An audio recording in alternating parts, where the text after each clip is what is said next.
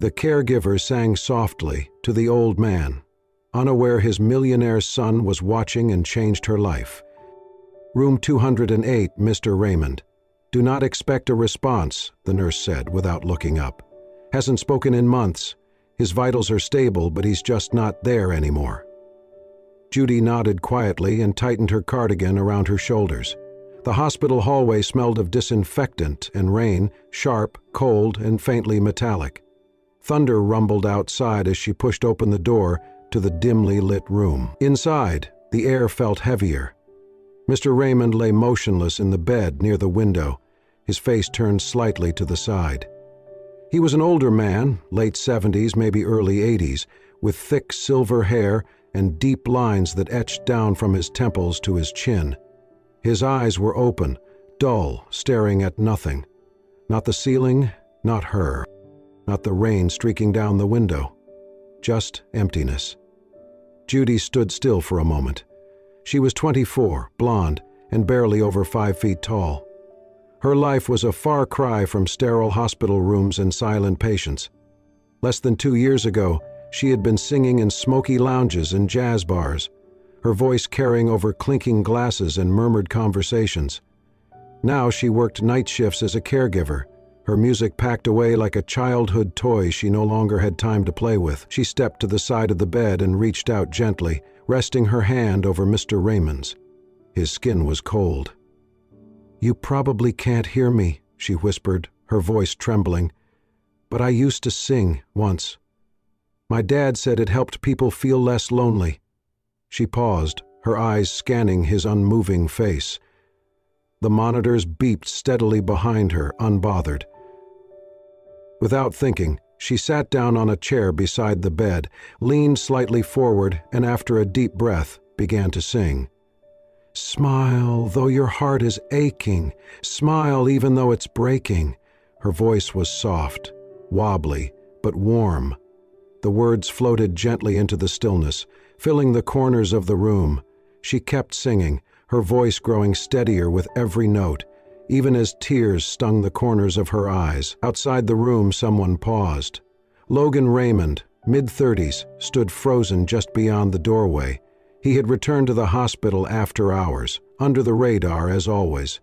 The staff knew who he was, wealthy, powerful, untouchable, the son of the great Henry Raymond. But they also knew not to expect warmth from him. Logan kept his distance. He paid the bills, signed the authorizations, and avoided the rest. He had not intended to come this late. He only stopped by to drop off paperwork, maybe peek in for a moment as he sometimes did, never long, never inside. But this night something stopped him in his tracks. A voice, not loud, not showy, but achingly beautiful in its rawness. He edged closer just enough to peer through the narrow slit between door and frame. His eyes found her, a girl with hair the color of summer wheat, singing to his unconscious father like he mattered, like he was still here, still someone worth singing to. Logan swallowed hard. His father had been a musician once, a violinist of quiet fame and uncompromising discipline. Their home had always been filled with sound, but not always warmth. After his mother died, Logan and his father had drifted into separate orbits, mutual silence becoming their unspoken agreement. Now this girl, a stranger, was doing what Logan never dared, reaching him. Judy continued the song, unaware of the man watching her from the hall. "You'll find that life is still worthwhile if you just smile." She let the last note linger, eyes closed, then slowly exhaled. Silence returned, deeper somehow, after the song ended. She looked down at Mr. Raymond's face. Nothing. Still empty, still silent. She gently squeezed his hand, offered him a small smile of her own, and stood. Outside, Logan stepped back, blending into the shadows, just as the door opened. Judy didn't see him as she turned down the corridor, her shoes whispering over the tile floor. He stood there for another minute before finally entering the room. His father hadn't moved, not a blink, not a breath out of place, and yet the air felt different, warmer, lighter. Logan sat in the same chair Judy had just left, and stared at the man he'd spent most of his life misunderstanding. "I don't know who she is," he murmured, "but she saw something in you I stopped trying to see a long time ago." The rain tapped softly on the windows, as if keeping rhythm with a song that hadn't truly ended, and for the first time in years, Logan stayed. Before hospital rooms and late-night shifts, Judy had lived for music. At 21, her voice had become a familiar sound in the jazz lounges tucked into forgotten corners of the city. She sang with a warmth that lingered in the air long after the final note, a voice that could hush a room without effort. Her regular spot was a dimly lit club called Velvet Moon, where regulars would arrive early just to sit closer to the stage. She never sought fame. Judy only wanted to sing songs that meant something, and for a while, that was enough. Then came Darren. He was charming, older, and knew the business, or so he said. He became her manager, her boyfriend, her everything. He promised her bookings, demo recordings, a future. She believed him. Until the night he disappeared. She came home to an empty apartment. No suitcase, no note, just her bank account wiped clean and her guitar missing. Everything she had saved, gone. Her world collapsed in silence. No more music, no more stage, just questions and rent overdue. She vanished from the scene like a melody left unresolved. Caregiving was never the plan. It started as a desperate attempt to survive. A neighbor worked at a staffing agency and found her a temp job in a hospice wing. 1 week turned into 2, then months. She didn't talk about her past, and no one asked. In her scrubs and ponytail, she was just another quiet girl doing the hard work no one else wanted. She never sang. Until Mr. Raymond. Something about the way he lay there, silent and alone, reminded her of her father. He had passed away in a hospital room just like this one. Fluorescent lights, antiseptic smells, and the steady beep of a heart monitor. She had not made it in time to say goodbye. That memory never left her. So when she saw Mr. Raymond for the first time, something stirred inside her. He looked so distant, so far from here, like someone drifting out to sea. And without thinking, she sang. "Smile, though your heart is aching." It was not a performance. It was not rehearsed. Her voice was soft, uncertain, but each note pulled something deeper from her soul. Not for applause, not for approval, just for him. She sang as if reaching across a dark, silent void, hoping that, wherever he was, he might hear her. When the song ended, she didn't expect a reaction, and she got none. But for the first time in years, she felt like her voice mattered again. She returned to her rounds, quieter than before, but with a strange lightness in her chest. She couldn't explain it, just that somehow she had sung not to be heard, but to be present, to offer something beautiful into a space that had forgotten beauty. And that was enough. What Judy did not know was that someone else had heard it. Someone who had not only listened, but would never forget. Logan Raymond was 33, and on paper, he had everything. He had everything: CEO of a rapidly growing tech firm, a penthouse overlooking the skyline, tailored suits, and a calendar booked months in advance. He was the kind of man who spoke in bullet points, closed deals with a handshake, and never cried, not even at his mother's funeral. He had built walls so high, even he forgot what he was trying to keep out. Growing up, Logan's world had been filled with music, but not warmth. His father, Henry Raymond, was a celebrated violinist who toured across continents. While other kids went to soccer practice with their dads, Logan sat alone at home with sheet music and unanswered questions. His mother had tried to bridge the gap. She sang to him, taught him to hum lullabies his father once composed, and whispered, "He loves you, just doesn't know how to show it." But when she died suddenly from a stroke, Logan was only 12, and whatever thread connected father and son snapped clean. Henry returned from a European tour 2 days late for the funeral. Logan never forgave him. As the years passed, they spoke less and less, until silence became the only thing they shared. When Henry collapsed from a stroke nearly a year ago, Logan handled everything: the private hospital, the paperwork, the high-end care facility. But he never stepped inside the room, not once. He told himself it was because there was nothing left to say.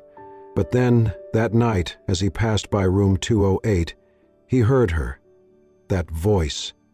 He did not know the girl, just caught a glimpse of blonde hair and soft features through the cracked door.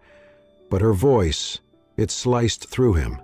Not because it was beautiful, but because it was familiar. She was singing "Smile," his mother's favorite song.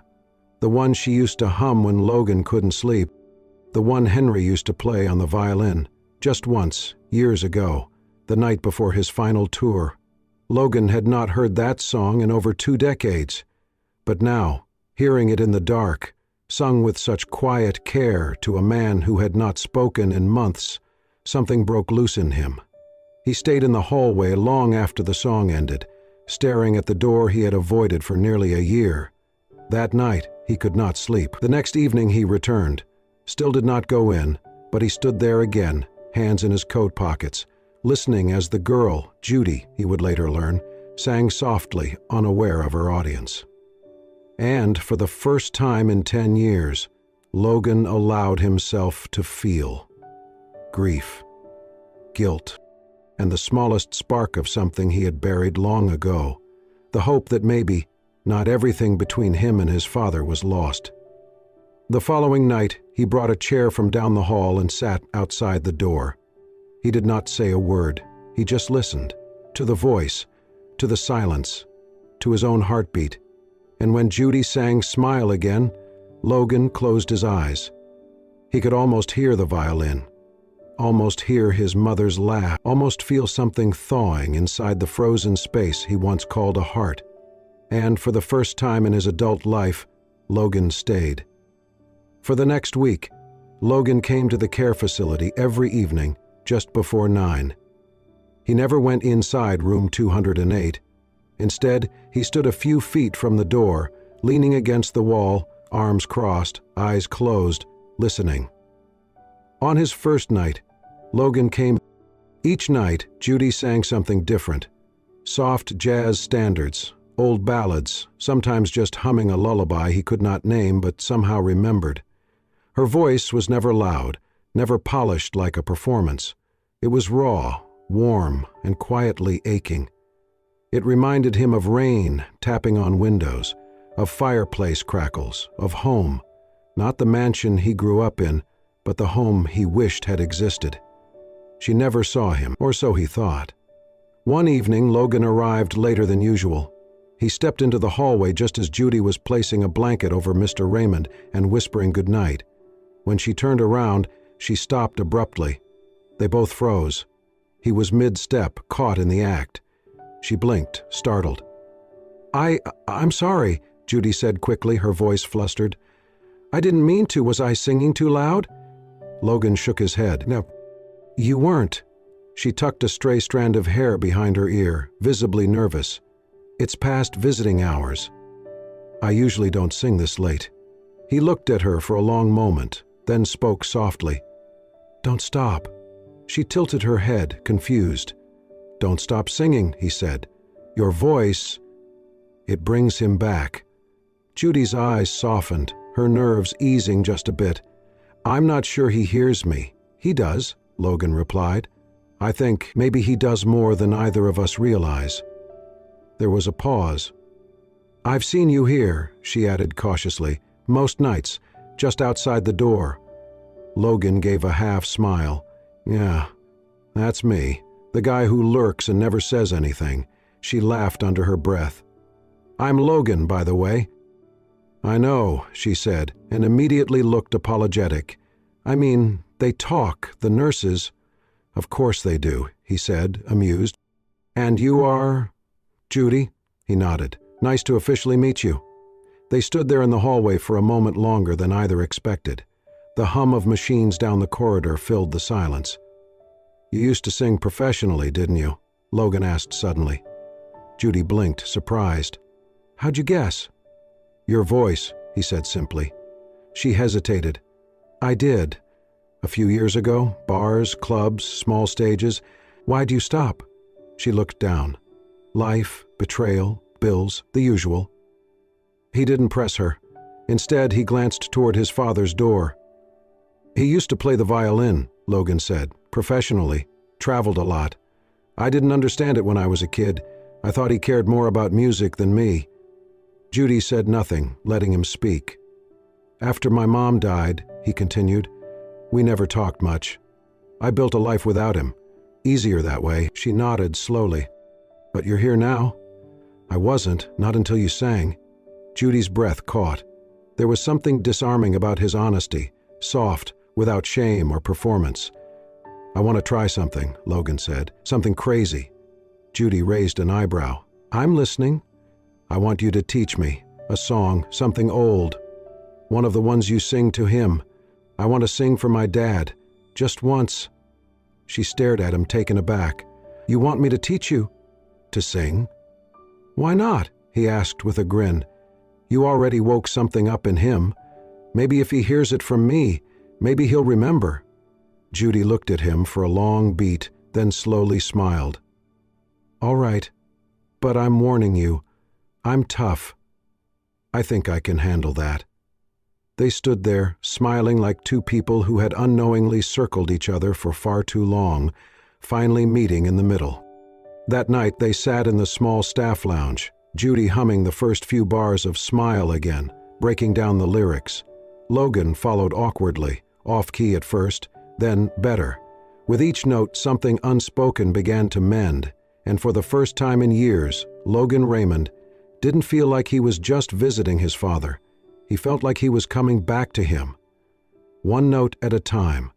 Judy had not expected the singing lessons to become a ritual. Yet every Tuesday and Thursday evening, after her shift ended, Logan would show up, sometimes a little early, always a little nervous, and they would meet in the common room of the care facility, where the walls were lined with dusty books and the piano in the corner hadn't been tuned in years. They sat side by side on the worn couch, her humming a few bars, him repeating them, often off-key, sometimes hopelessly out of rhythm. But he tried, God, he tried, and Judy, to her own surprise, loved every minute of it. Their first song was Smile, then came Moon River, What a Wonderful World, and Unforgettable. Logan fumbled the lyrics, mumbled through verses, and sometimes laughed so hard he had to start over. But his voice grew stronger with each attempt, never perfect, but honest and deeply human. Judy coached him with warmth, occasionally tapping his arm to adjust his breathing, tilting his chin with 2 fingers so he would stop slouching. You sing from your chest, not your throat, she would say, demonstrating with ease. You make it look way too easy, he'd reply, watching her with something like awe.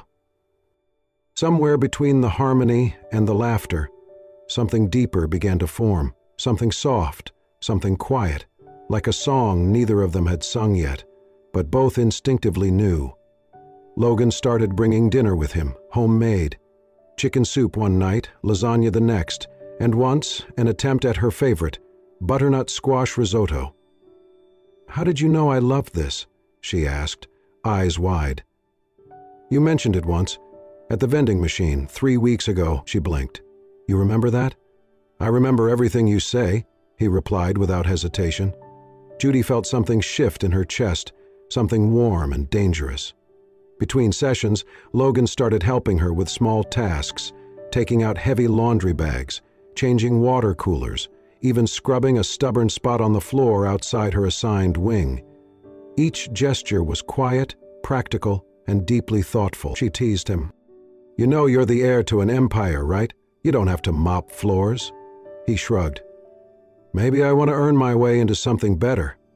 One evening, after a particularly long rehearsal, Logan showed up carrying a large, oddly shaped box. What's that? She asked, raising an eyebrow. He set it down gently and peeled back the lid. Inside, nestled in velvet, was a restored vintage microphone, silver, gleaming, with a wide grill and curved stand. Judy gasped. "I saw you stop in front of one like this once," he said. "Back when we passed that antique store downtown. You touched the glass. Didn't say a word." She ran her fingers over it reverently. "I only mentioned it once." He smiled. "That was enough." Judy swallowed hard, her throat tightening. "Logan, I can't accept this." "You already have," he said gently. "Besides, I didn't get it just for you." She looked up, confused. "I got it for us," he added. "To sing. Together." The next afternoon, Judy arranged for a small performance in the care facility's common room. Just a casual concert for the residents, an idea she'd always wanted to try but never had the courage. Logan insisted on being part of it. They stood together in front of a half-circle of wheelchairs and walkers, the new microphone perched between them. Judy wore a simple navy dress, hair loose for once. Logan had a guitar slung over one shoulder and a lyric sheet folded in his back pocket. They opened with "You Are My Sunshine," the crowd clapping along softly, smiles blooming like spring after a long winter. Judy's voice soared, but it was Logan's steady harmony, raw, imperfect, but heartfelt, that stole the moment. They sang "Can't Help Falling in Love," and then, by request, returned to smile. When the final note faded, the applause was gentle but full of emotion. Some of the older patients wiped tears from their eyes. One woman leaned toward her neighbor and whispered, "That boy's in love with her." Judy turned to Logan, cheeks flushed. He looked at her with something he had never shown anyone, not even his father. "You know," he said, his voice quiet enough for only her to hear, "your voice didn't just reach my father." She met his gaze, breath catching. "It reached me too," he continued. "It's healing something I didn't know was broken." She didn't speak. She didn't need to. She simply reached for his hand, and in that quiet, sacred moment, beneath the soft glow of fluorescent lights, in a room full of forgotten people and old songs, something new began. Not a performance, not a romance written in grand gestures, but a connection so real, so earned, it sang louder than any applause ever could. The news came suddenly, like a knock at the door you never wanted to answer. Logan had been offered a long-term executive role overseas, Switzerland of all places, heading an ambitious merger that would require at least 3 years of his life, possibly more. It was the kind of opportunity people built careers for, the kind of offer no one in his world would ever refuse. But Judy was not part of that world. When he told her, she smiled softly, trying to seem proud. "That's incredible, Logan. You deserve it." He studied her face for something, disappointment, sadness, even anger, but she gave him none, only grace. "I haven't said yes yet," he offered. She looked down, folding a napkin in her hands at the small coffee shop where they always met after her shift. "You should," she said. "It's your dream." He hesitated. "And what about us?" Judy gave a soft, bittersweet smile. "We were always borrowed time, weren't we?" He wanted to argue, wanted to say no, they were more than a brief moment, but her voice was so calm, so certain, it silenced him. The next day, Logan packed. He left most of his belongings in storage, took only the essentials, and set one final appointment for himself, one last visit to the care facility before his flight. It was late evening when he arrived. The halls were quiet, dimly lit, nurses moving softly between rooms. He didn't ask for Judy. He didn't want her to see him like this, torn, aching, unsure of everything but the sound of her voice echoing in his mind. He stepped into room 208. His father lay just as always, still, unmoving, eyes closed. The monitors beeped steadily beside him, their rhythm the only sound in the room. Logan pulled a chair closer and sat down. He reached into his coat and pulled out a folded lyric sheet, the one Judy had scribbled notes on during their lessons. The one she'd once said, "You'll get it perfect one day. Not with your pitch, but with your heart." He took a deep breath and began. "Smile, though your heart is aching." His voice cracked on the second line, but he kept going. "Smile, even though it's breaking. The room felt different now, heavy, full of memories too old to name. He sang slowly, carefully, putting everything he had into the words, not because he expected a response, but because it felt like the only thing he could give. As he reached the final note, his throat tightened. "You'll find that life is still worthwhile if you just smile." He bowed his head, eyes stinging, lips trembling. "I don't know if you can hear me," he whispered, "but I hope this meant something. I'm sorry it took me so long." His father didn't move. No twitch, no flicker. Logan sat a moment longer, then stood, brushing his hand along the side of the bed. "Goodbye, Dad." He turned and walked slowly toward the door, his shoulders heavy with things he never got to say, and just as he stepped into the hallway, behind him, inside the quiet room, Henry Raymond's eyes opened. They blinked slowly at the ceiling, his lips moving, dry and fragile. "Logan." But the hallway was already empty, and the son he had waited so long to call out to was gone. The next morning everything changed. The night nurse was the first to notice. When she entered room 208 to check vitals, she nearly dropped her clipboard. Henry Raymond's eyes were open, wide, alert, following her every movement. She called for the attending physician, who rushed in with a team. Blood pressure, pupil response, motor function, everything showed signs of return. Not full consciousness, not yet, but awareness. A flicker of light in what had been a locked room, and then, clear as day, he whispered one word, "Logan." Judy was across the building when she heard. She sprinted through the halls, still in her scrubs, tears already welling before she reached the room. She burst in just in time to see Henry's eyes shift toward her. They softened. She dropped to her knees beside the bed, clutching his hand. "You're back," she breathed, voice shaking. "You're really back." He didn't speak, but the faintest smile pulled at the corner of his lips, a response, a miracle. She cried then, quietly, fully, her hand pressed to her mouth to keep from sobbing aloud. Later that morning, she stepped into the hallway, took a breath, and called Logan. He answered on the second ring. "Judy?" Her voice was trembling. "Logan, your father, he said your name." There was silence on the line. "I don't understand," he finally whispered. "He's awake," she said, barely believing it herself. "He's here. He asked for you." Logan didn't wait for more. By nightfall, he was back. He canceled the meetings, left the contract unsigned, told the board he had a family emergency, and walked away from a multi-million-dollar deal without blinking. Judy met him in the lobby. He looked different, his face drawn from the overnight flight, eyes clouded with hope and fear. She stepped forward, unsure what to say. But he pulled her into a hug before she could speak, holding her like someone anchoring himself to the only truth that mattered. "Where is he?" he asked. She led him to room 208. Henry was sitting slightly upright, propped by pillows. His head turned slowly when Logan stepped in. Their eyes met. Logan froze. Neither spoke for a moment. There were no rehearsed speeches, no grand gestures, just a long, trembling pause, and then Henry lifted a shaking hand. Logan crossed the room in 3 strides and took it.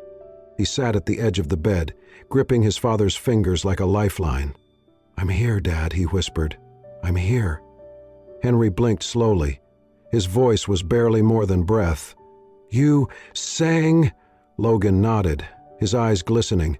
"I did. She taught me." His father's gaze drifted to Judy, who stood in the corner, silent and tearful.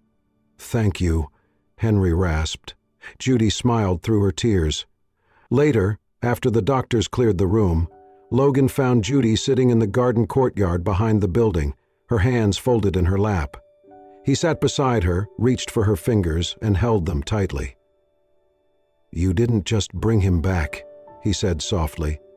"You brought me back, too." She turned to him, eyes shining in the low garden light. "You brought my father home, and you brought my heart home with him." Judy leaned her head on his shoulder. And in the stillness of that moment, surrounded by blooming flowers and the quiet hum of life beginning again, they simply sat, Two hearts, once scattered, now returned. 1 year later, music returned to the halls of the care facility, not from a radio or a speaker system, but from the heart of room 208. Henry Raymond, once thought lost to silence, now sat in the courtyard on a crisp spring morning, a violin balanced gently beneath his chin. His fingers trembled, not from fear or weakness, but from the overwhelming emotion of holding his instrument again. Judy sat beside him, a music stand in front of her, sheet music fluttering in the breeze. Logan stood nearby, tuning an old acoustic guitar with quiet concentration. The past year had changed all three of them. Henry's recovery had been slow but steady. Physical therapy, daily practice, and the quiet miracle of human connection had brought him back. Enough to play again, enough to smile, enough to say "I love you" to the son he once pushed away. Logan had stepped back from his overseas role, choosing instead to work remotely, consulting on projects that allowed him to remain close. He still wore suits, still answered calls, but his days no longer belonged to boardrooms. They belonged to his father, to Judy, to something real. And Judy? Judy had started singing again, not in smoky lounges or echoey bars, but in rooms like this one, for people who needed music not as background noise, but as balm. She began teaching music therapy part-time, humming lullabies to dementia patients and rediscovering the soul she once feared she had lost. Together, the three of them planned a small concert, a thank you to the facility, to the nurses and residents who had watched this unlikely family form. The common room was decorated with paper flowers, hand-drawn signs, and a banner that read, "An afternoon of music and miracles." Residents wheeled in, staff took their places, and a soft hush fell over the room as Henry stepped onto the makeshift stage, his violin cradled carefully in his hands. Logan followed with his guitar. Judy stood at the mic, wearing a simple white dress, her hair down in loose curls. They opened with "Smile," the song that had started everything. Henry's bow moved gracefully, slower than in his prime, but rich with emotion. Judy's voice soared, stronger now, seasoned by time and healing. Logan's strumming kept them grounded, steady, a quiet heartbeat beneath the melody. When they finished, the room erupted into applause. Some residents clapped slowly, others wiped their eyes. A few whispered, "That was beautiful," again and again. But the performance was not over. Judy took a small bow, then turned to step away from the mic. Logan stopped her gently. "Stay," he whispered. He set down his guitar and pulled something from his jacket pocket, a small velvet box. The crowd quieted, breaths held. Judy froze, eyes wide. He dropped to one knee. "I wasn't sure what love was," he said, voice trembling slightly but steady. "Not until I heard it. In your voice. In the way you sang for my father. In the way you brought him back to life." He opened the box. Inside was a simple gold ring set with a single sapphire. "You don't wear armor," he continued. "You wear light. And somehow, you lit up the darkest corners of my life." Tears spilled down Judy's cheeks as she raised her hand to her mouth. "I don't need a stage or a spotlight or a perfect plan. I just need you." He looked up, eyes filled with something sacred. "Will you marry me?" The room burst into soft gasps and quiet cheers. Judy laughed through her tears, nodding. "Yes, of course, yes." Logan slid the ring onto her finger, stood, and pulled her into a gentle embrace. From his chair nearby, Henry pushed himself up, not easily, but with determination. A nurse stood to help him, but he waved her off. Step by step, he crossed the room to them. He reached out, took Judy's hand in one of his, Logan's in the other, and then, quietly, he began to cry.